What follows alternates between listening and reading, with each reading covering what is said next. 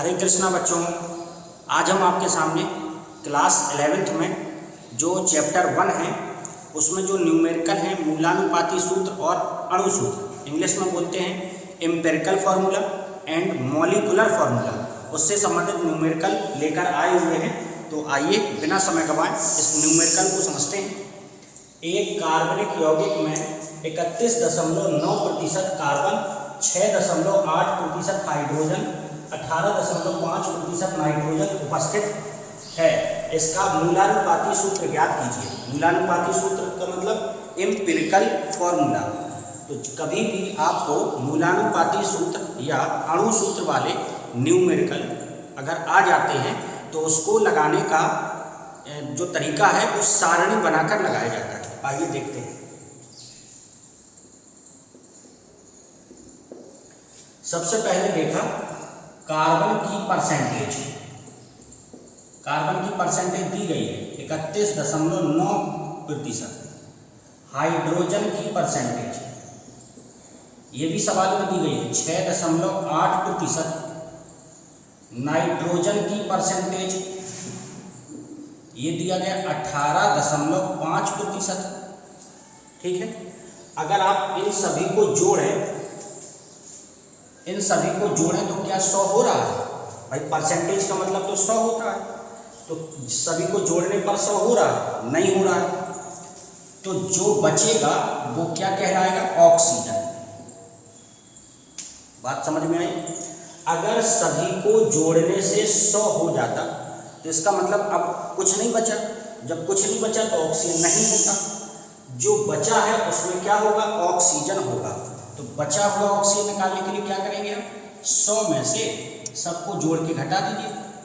31.9 plus 6.8 plus 18.5 ये आ गया 100 minus 8 5 13 13 और 9 ये आ गया 57.2। ये आ गया आपका 42.8%। ठीक है, 42.8%। ये आपका क्या हो गया? ऑक्सीजन। सवाल में ऑक्सीजन के बारे में कुछ कहा नहीं था, लेकिन सभी को जोड़ने से 100 नहीं हो रहा, इसका मतलब कुछ बचा हुआ है, और जो बचा हुआ है वो क्या होगा? ऑक्सीजन। तो ऑक्सीजन को निकालने के लिए सबको जोड़ के 100 में से घटा दिया। ठीक है। अब इसके बाद आप लोग बनाते हैं सारणी। सारणी मूलानुपाती सूत्र या अणु सूत्र निकालने के लिए सारणी बनाई जाती है। तो देखिए सारणी में क्या बनाते हैं। सबसे पहले लिखते हैं तत्व, इसके बाद लिखते हैं प्रतिशत मात्रा, फिर लिखते हैं परमाणु भार, जिसको इंग्लिश में बोलते हैं एटॉमिक वेट, फिर लिखते हैं प्रतिशत बटे परमाणु भार,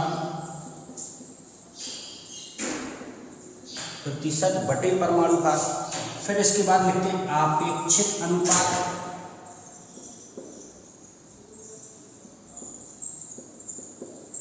इसके बाद लिखते हैं सरल अनुपात।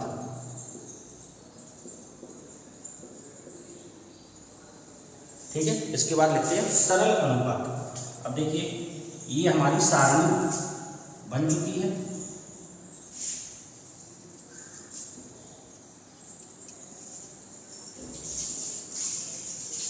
तत्व में कौन कौन? एक बार फिर से देखिए, मैन ये सारणी आपको बनानी पड़ेगी। तो सारणी में क्या लिखा जाता है? पहले तत्व लिख लिया, फिर तत्व की प्रतिशत मात्रा, फिर परमाणु भार, फिर प्रतिशत बटे परमाणु भार। इसको कहते हैं प्रतिशत बटे परमाणु भार को परमाणुओं की आपेक्षिक संख्या। इस पूरे को क्या बोला जाता है? परमाणुओं की आपेक्षिक संख्या। तो आप तो सीधा याद कर लीजिए कि प्रतिशत बटे परमाणु भार करना पड़ता है, इसके बाद आपेक्षिक अनुपात निकालना पड़ता है, फिर सरल अनुपात निकालना पड़ता है। तत्व में है कार्बन है, हाइड्रोजन है, नाइट्रोजन है और ऑक्सीजन है। प्रतिशत मात्रा में कार्बन की प्रतिशत मात्रा है 31.9, हाइड्रोजन की 6.8, नाइट्रोजन की 18.5 और ऑक्सीजन की है 42.8। परमाणु भार हमने आपको बताया एटॉमिक वेट होता है। एटॉमिक वेट परमाणु भार, कार्बन का परमाणु भार 12, हाइड्रोजन का परमाणु भार 1, नाइट्रोजन का परमाणु भार 14, ऑक्सीजन का परमाणु भार 16। क्लियर। अब प्रतिशत बटे परमाणु भार करना है, तो प्रतिशत कितना है 31.9 बटे 12, प्रतिशत बटे परमाणु, प्रतिशत बटे परमाणु हो गया। जब आप इसको सॉल्व करें फिर इसके बाद 6.8 बटे 1, 18.5 बटे 14, 42.8 बटे 16। ठीक है। जब आप भाग देंगे तो भाग देने से ये आएगा 2.6 के आसपास, ये 1 का भाग देंगे तो यही आएगा 6.8, और जब इसमें भाग देंगे तो ये आएगा आपका 14 × 14 1.3, और जब इसमें भाग देंगे 16 दूनी 32 2.6 के समथिंग। कैलकुलेशन करना है, कर लेंगे। इसके बाद आपेक्षिक अनुपात निकालना है। आपेक्षिक अनुपात निकालने के लिए इनमें जो सबसे छोटी संख्या होगी, सबसे छोटी संख्या होगी उसका सब में भाग दे दिया जाएगा। जैसे कि आप चेक करिए, इसमें सबसे छोटी संख्या कौन है 1.3, तो 1.3 का सभी में भाग देंगे, मतलब 2.6 बटे 1.3, 6.8 बटे 1.3, 1.3 बटे 1.3, 2.6 बटे 1.3। इतनी बात क्लियर हुई। आपेक्षिक अनुपात निकालने के लिए क्या करना पड़ेगा, जो सबसे छोटी संख्या होगी उसका सब में भाग दे देना। तो सबसे छोटी संख्या कौन सी है 1.3, तो 1.3 का लिखिए सब में भाग दे दिया। ये कितना आएगा 2, ये आएगा 5.23, 1 आएगा, ये आएगा 2।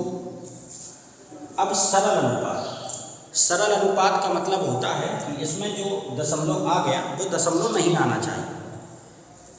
तो देखिए सरल अनुपात लिखने के लिए, सरल अनुपात का मतलब हमने आपको बताया दशमलव नहीं आएगा, तो 2 को तो 2 ही लिखेंगे।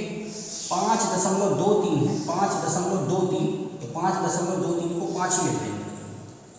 1 लिखा है तो 1 लिखा रहेगा, 2 लिखा है तो 2 लिखा रहेगा।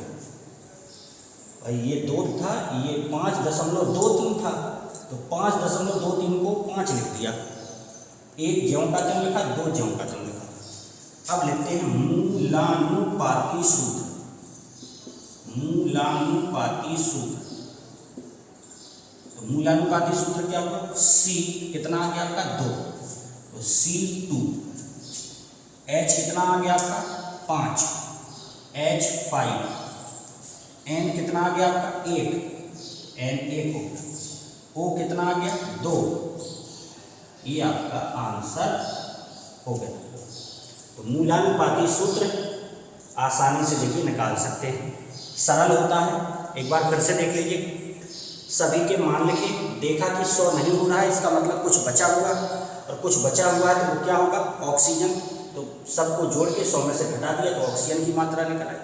इसके बाद आपको सारणी बनानी पड़ती है, तो सारणी में क्या लिखना पड़ता है, तत्व, प्रतिशत मात्रा, परमाणु भार, प्रतिशत बटे परमाणु भार, आपेक्षिक अनुपात और सरल अनुपात। तो ये तो लिखना सरल है, तत्व लिख लेंगे, प्रतिशत मात्रा लिख लेंगे, परमाणु भार लिख लेंगे, ये भी निकाल लेंगे प्रतिशत बटे परमाणु भार। इसके बाद आपेक्षिक अनुपात निकालने के लिए जो सबसे छोटा मान आएगा उसका सब में भाग दे देंगे। देखिए 1.3 सबसे छोटा था, सब में भाग दे दिया। सरल अनुपात का मतलब ये होता है कि दशमलव नहीं होना चाहिए, तो दशमलव नहीं होना चाहिए, तो देखिए 2 तो 2 ही है, इसको 5 लिख दिया, ये 1 है, ये 2 है। इसके बाद सूत्र मिल गया C2H5NO2। उम्मीद करते हैं बच्चों आपको ये सवाल अच्छे से समझ में आया होगा। ऐसे ही सवाल अगले वीडियो में आपको पुनः समझाया जाएगा। Thank you.